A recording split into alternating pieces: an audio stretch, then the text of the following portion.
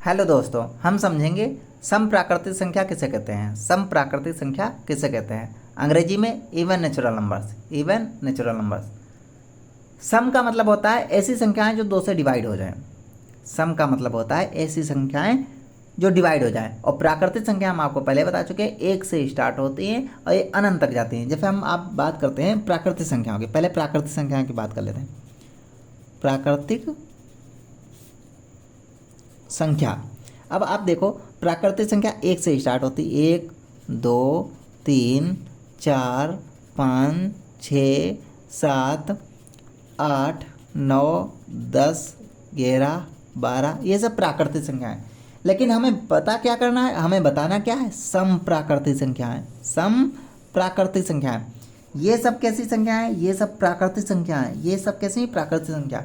हमें सम प्राकृतिक बताना है तो सीधी सी बात, इनमें से सम अलग कर लें।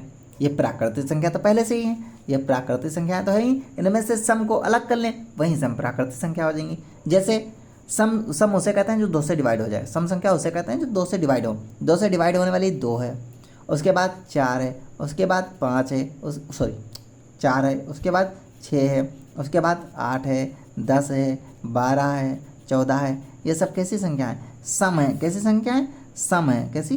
सम। अच्छा, सम तो है ही है, लेकिन हमने उठा करके किन से अलग किया है? प्राकृतिक से। तो सीधी सी बात, ये प्राकृतिक भी हैं, ये प्राकृतिक भी हैं।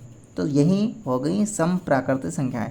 ये आपकी ऐसी संख्या होंगी सम प्राकृतिक संख्या, और इसे हम ई से प्रकट करते हैं, ई से रिप्रेजेंट करते हैं, और ई पर हम प्लस का निशान लगाते हैं। क्यों? क्योंकि ये सारी संख्याएं होती प्लस की होती हैं, धनात्मक होती हैं। वैसे भी प्राकृतिक संख्याएं एक से स्टार्ट होती हैं, अनंत तक जाती हैं, इसलिए ये सब धनात्मक होती हैं। और जो धनात्मक होती हैं तो उस पर हम प्लस का निशान लगा देते हैं। Thank you. और ये संख्याएं अनंत तक जाती हैं, ये चलती रहेंगी अनंत तक।